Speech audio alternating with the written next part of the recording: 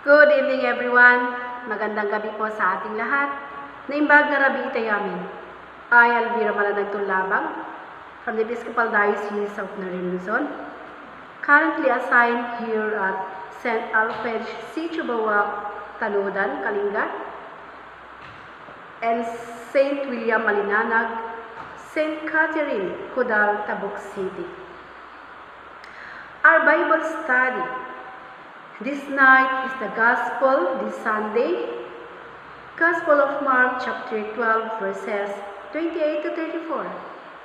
So we begin our Bible study with our memory verse, the Lord our God, the Lord is one. In our Gospel, Mark 12 verse 29. Let me read the whole passages.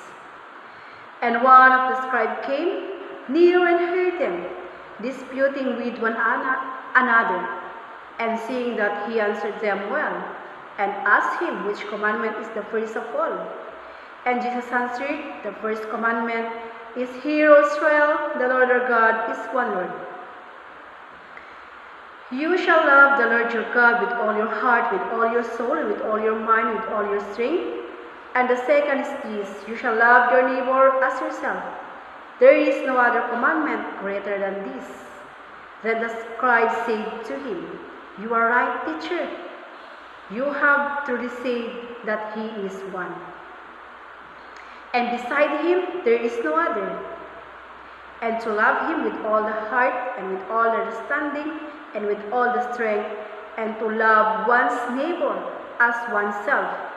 This is more important than all whole burnt offerings and sacrifices.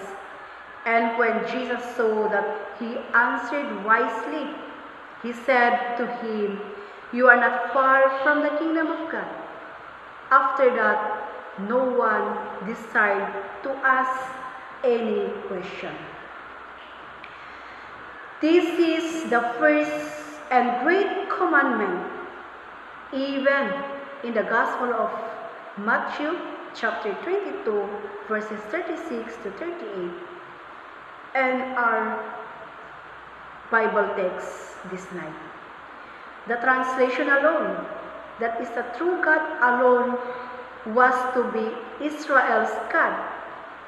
The Israelites were to have no other.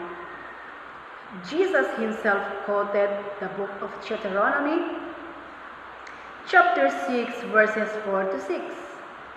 Hear, O Israel, the Lord our God, the Lord is one. You shall love the Lord your God with all your heart, and with all your soul, and with all your might.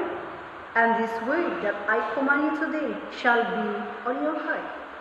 It emphasizes here the oneness of God, Israel's only worship of God. In Shema, Moses may have simply been telling the Israelites that the true God, their God, was to first the highest priority in their hearts and mind. The young nation had risen from slavery in a culture in which the Egyptian defied many gods, and they were poised to enter a land whose inhabitants were steeped in worship of many supposed gods and goddesses. Goddesses of fertility, rain, war, journey, and etc.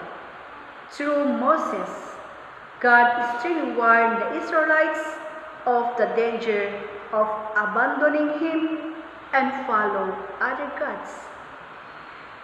The Lord our God is one Lord, as part of Jesus' answer to a scribe question about the most important commandment.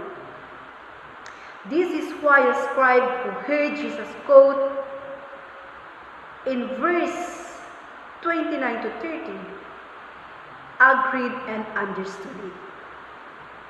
Then that's why the scribe respond in verse 32, You are right, teacher. You have truly said that he is one. So some interpretations of our Bible text we consider the scribe's sincerity. It might describe in this passage was sincere and that Jesus and his scribe agreed. Another is there's a need for God's help. Some say our need for love can lead to selfishness and that God's help is needed to purify love and bring us closer to God's kingdom. Another is the capacity to love. Some also say that we can't love in our own power, but that we can receive Christ's salvation to gain the capacity to love. Even the book of Exodus emphasizes that there is no other God, especially in chapter 20. And God spoke all these words, I am the Lord your God, which have brought you out of the land of Egypt, out of the house of bondage. Thou shalt have no other God before me. Thou shalt not make unto thee any graven image, or any likeness, or anything that is in heaven above, or that is in the earth beneath, or that is in the water under the earth. Thou shalt not bow down thyself to them, nor serve them, for I, the Lord thy God, am a jealous God. It's really stressing that the Lord our God is one Lord, whom we worship alone.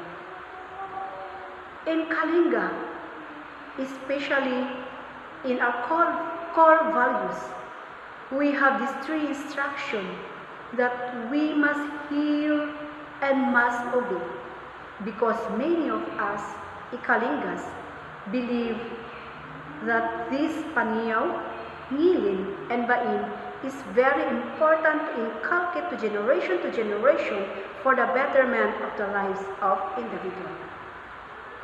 The Paniyaw or the taboo or prohibited or in Tagalog is bawal.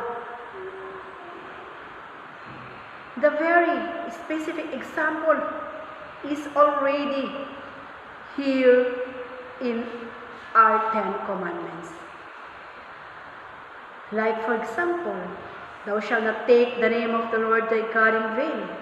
Thou shalt not kill, thou shalt not commit adultery, thou shalt not steal, thou shalt not bear false witness against your neighbor, thou shalt not covet your neighbor's wife, nor his manservant, nor his maidservant, nor his ox, nor his ass, nor anything that is your neighbor.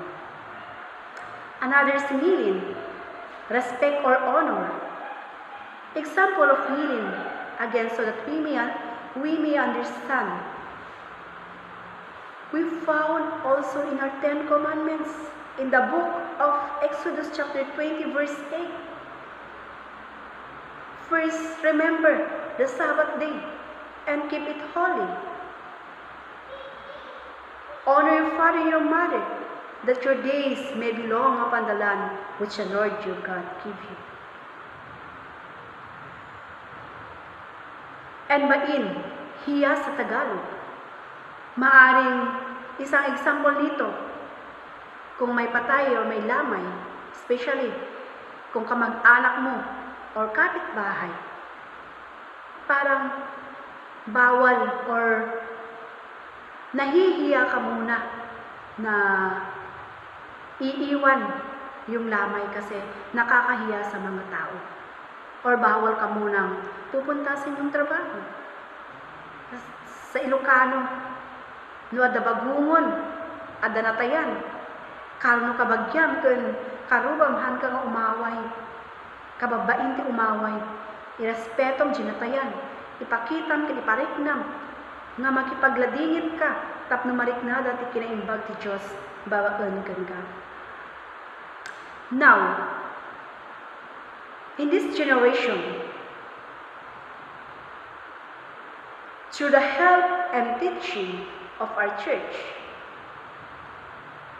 Paniyaw, Ngilin, and Bain, it's summed up by the Great Commandments. So I too believe These commandments can be a helpful guide in giving us direction, and we should be quick to listen and careful to live out. So if we go back to the conversation between Jesus and the scribe, is one that most of us have been familiar with for a long time. Very simply, it's a simple instruction, but it is very difficult to do. But we still believe that the love of God to unbelievers is making Him known in the person of Jesus, telling the neighbor of the great cosmic love story of the creation, where God has shown His love in Christ, which He reveals in His Son. So if we want to love God, we must love our Lord Jesus Christ with love incorruptible. Jesus, who spoke of the command to love the neighbor, fulfilled it in His own life. Even in Romans chapter 5 verse 8, but God shows His love for us in that while we were still sinners, and Christ died for us. The speaking of the gospel of Christ dying for us shows the ultimate love of God for sinners. He loves us by creating us and giving us a good word to live in. But we sin to God and sent His Son to solve that problem in the death of His Son on the cross. See, we see the sacrifice of our Lord Jesus Christ to us. So Christianity is a monotheistic religion, which means that believing in the oneness of God is very important. The oneness of God is referred to in the Old Testament, and Jesus also reminds His followers of believing in only one God. The oneness of God is a central Christian belief, as it reflects the oneness of the universe that God created. So Christians believe the universe follows one set of commandments. Hence, the gospel is telling us that we love our God in all our being and love the neighbor by putting into a practice the commandments we have heard, the morality that God reveals to us. Love the poor and the suffering is very important to God, because God will seek people to worship Him in spirit and truth. Therefore, we must always endeavor to deepen our worship of God in truth as well as in our hearts. People are commanded to love God. Every person should love God. Why? Because He is the Creator. As I mentioned a while ago, He made us a fashion as in His own image. He sustains us. He sustains our every life and our world. Every breath is from Him. He also forgives and sanctifies and gives you life. We should love Him because He loves us. Loving God is right. It is what we should do. Because the words love is a choice, an action of every people, or a best decision that we should do. He wants to be your God. He wants to be your Father. He wants to have a personal relationship with you. He cares about you as an individual. What is more important? He sent or He gave His only Son to die for us. Because He is personal, He answers our prayers and He sympathizes with us in the struggle and challenges which we face. Many times we love God. By loving other people, we cannot see God, but we can see the people around us. Our love for God should motivate us to love them as well. So in our Bible text, there's a question regarding the commandments. Which one is the greatest? Another question is, how do you feel in our Bible text? Ano ba ang nararamdaman natin? Ang hatid ng ating konteksto sa ngayong gabi. How would we define loving God? What specific example that we want to impart? How do we challenge our own faith from our Bible text? How we inspired them so that people might practice this great commandment in their daily life. Thank you very much. Again, good evening.